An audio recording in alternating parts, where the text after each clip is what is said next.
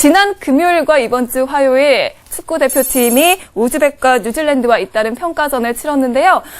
두 분께서 좀 짧게 정리를 좀 해주세요. 네, 일단 우즈베키스탄전은 27일 날 펼쳐졌죠. 대전 월드컵 경기장에서 펼쳐졌는데요. 한국이 전반 15분에 구자철 선수의 헤딩 선제골로 앞서갔지만은 네. 이정엽 선수가 부상을 당한 사이에 쿠지보에프에게 동점골을 허용했습니다. 그러면서 1대1 무승부를 기록하게 됐습니다.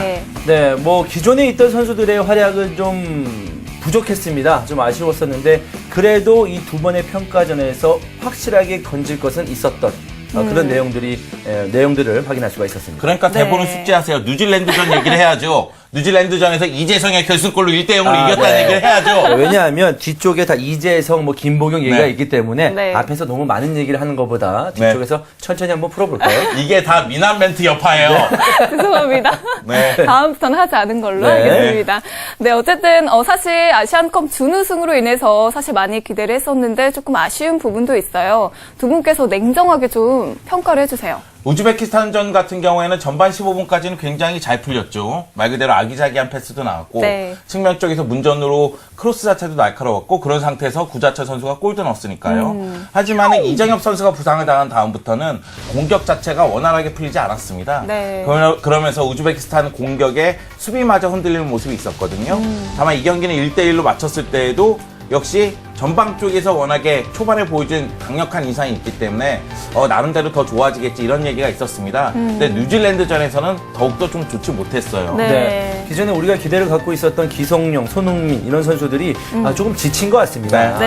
아무래도 이제 4월이 되고 유럽의 어떤 리그는 이제 막바지에 치닫고 있기 때문에 그런 부분들이 영향을 미치면서 대한민국 대표팀 에이스들의 활약이 좀 조용했었던 이번 평가전이었습니다. 네, 슈틸리케 감독이 두 차례 평가전을 통해서 선수들을 많이 실험을 해봤는데요. 그중에서도 저희가 주목한 선수 바로 전북의 이재성 선수가 정말 좋은 모습을 보여줬죠. 네. 이재성 선수의 활약을 보고 좀 놀라셨나요? 그냥 예상은 조금 했었죠. 그렇죠. 네. 이거죠. 원더풀 K리그를 보신 분은 이재성 선수의 활약을 보고 이렇게 놀라지 않았을 겁니다. 저 선수 저 정도 하는 선수. 네. 몰랐었어요? 라 했는데 하지만 대표팀 경기만 보신 분들은 이재성의 어떤 활약에 대해서 굉장히 놀람을 맞아요. 금치 못했겠죠. 네. 저는 사실 놀랐어요.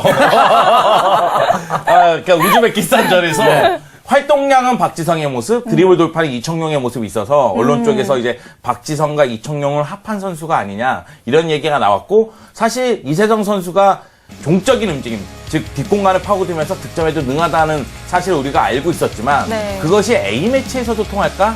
이런 건 분명히 의문점이 있었거든요. 근데 뉴질랜드전에서 네. 교체 출전하더니만 결승골을 넣었어요.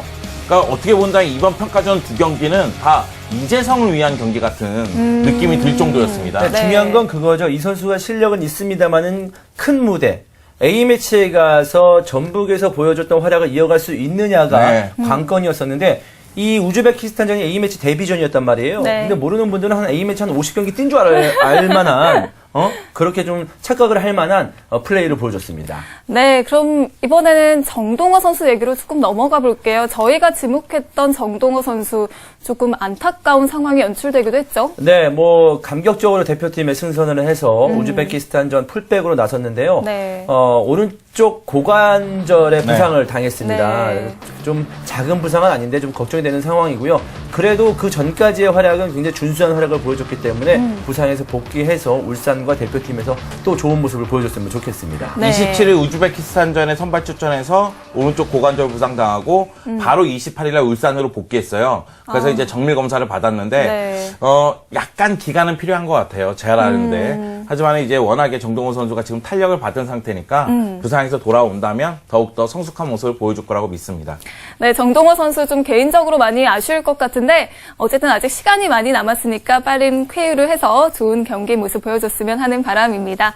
네, 그러면 정동호 선수와 이재성 선수 외에도 이번에 슈틸케오에 새롭게 가세된 선수들이 어땠는지 좀 짚어볼까요? 네.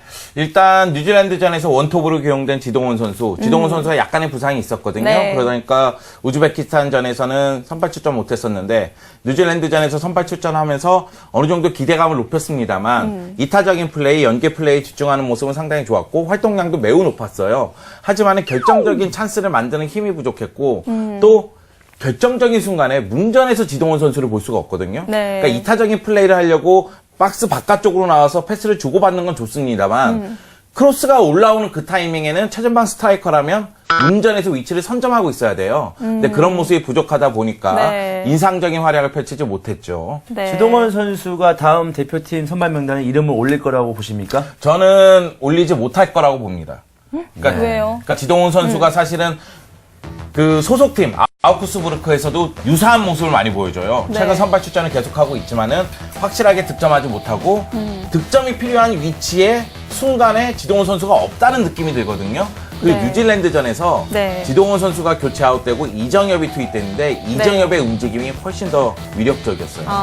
근데 결국은 지금 대표팀의 원톱 자원이라고 친다면 네. 저희가 대표팀이 이제 원톱을 계속 쓴다고 친다면은 원톱 자원으로 2명 내지 3명을 뽑을 거 아닙니까? 네. 그러면 이정엽은 1명 뽑히게 되고 그럼 김신욱 자원이 또 들어와요. 그럼 나머지 1명 자리를 놓고 지동원이 다른 선수들하고 경쟁한다는 얘기인데 과연 살아남을 수 있을까? 의문이 듭니다.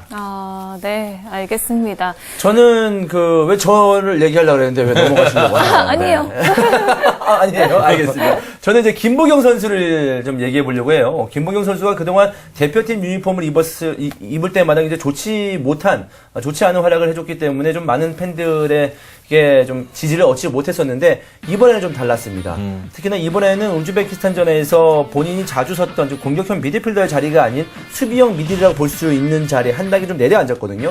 근데 거기서 굉장히 좋은 모습을 보여줬었고 안정적인 패스와 수비할 때 다부진 모습을 확인할 수가 있었단 말이에요. 사실 이 선수는 단점이라고 하면 좀 수비했을 때 좀 단점이 많이 생기지 않느냐, 수비가 좀 부족하다라는 평가들이 있었는데 이번 평가전에서 그런 평가들을 굉장히 좀 불식시켰습니다. 김보경 선수가 이제 앞으로 대표팀에서 차지하는 어떤 비중이 조금 더 이전보다는 높아지지 않을까, 굉장히 긍정적인 어떤 신호를 확인할 수가 있었습니다.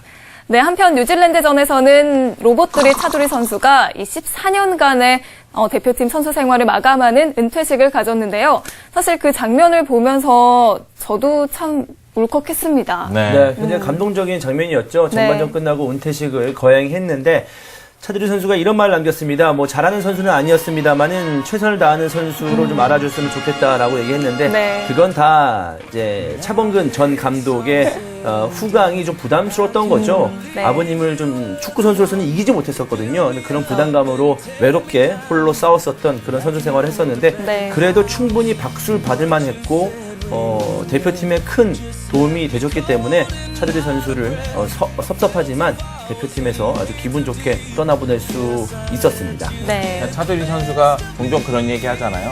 자신이 박지성만큼, 손흥민만큼 축구를 못한 것이 아버지에게는 좀 미안하다. 이런 얘기를 했었는데. 근데 박지성, 손흥민만큼 해도요, 차범근 감독 못 따라갑니다. 그런데 이제 마지막 순간에 차범근 전 축구 선수 감독, 이제 해설위원이신 차범근 씨가 나오면서 차두리가 이제 포옹한 상태에서 우는데 굉장히 네. 감동적이었고요. 맞아요. 그리고 이 전에도 감동적인 장면은 뉴질랜드 선수들이 차두리 선수가 이제 교체 아웃될 때 다 박수를 쳐줬어요. 네. 그러니까 뉴질랜드 선수들도 차두리 선수에 대해서 알고 있고 네. 차두리 선수가 한국 대표팀에 끼친 영향과 공여도 뭐 기여도 이런 부분을 알고 있기 때문에 박수를 쳤다고 하더라고요. 네. 이 축구 선수라면 누구나 꿈꾸는 은퇴식을 했던 차두리 선수, 그만큼 우리에게 차두리 선수가 남긴 이미지가 상당하죠. 네, 그렇습니다. 뭐 차두리 선수의 어떤 축구 선수 인생을 바꿔놓을 만한 장면이 딱 하나 있었어요. 뭐야? 지금보다 더 성대하게 은퇴식을 할 수 있었던 그런 장면이 있었는데 바로 2002년 월드컵 이탈리아와의 그 경기에서 바이스클 킥을 했거든요.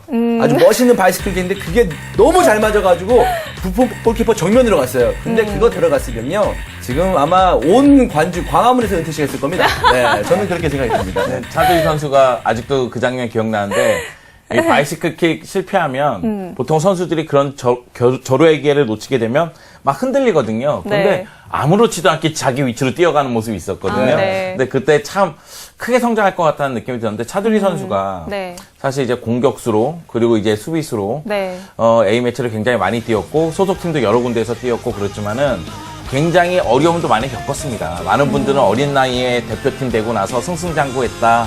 아버지의 후광에서 그 후광을 받으면서 계속 엘리트 코스로 성장했다 이렇게 생각하는데 그렇지 않습니다. 독일 가서는 아버지랑 비교되면서 계속 주전에서 밀리면서 언론에 비판받았죠. 네. 그러다 보니까 또 이제 스코틀랜드 무대로 가서 자신의 능력을 입증했죠. 네. 여기에 이제 가족 상황이 안 좋으니까 또 K리그로 복귀하는 시점이 늦어졌죠. 여러 가지 네. 상황이 다 겹쳤었거든요. 네. 근데 그것을 이뤄내고 이제 축구 선수로서 자신의 길을 걸어갔으니까 그 사실 하나만으로도 립박스를 보내야죠. 네.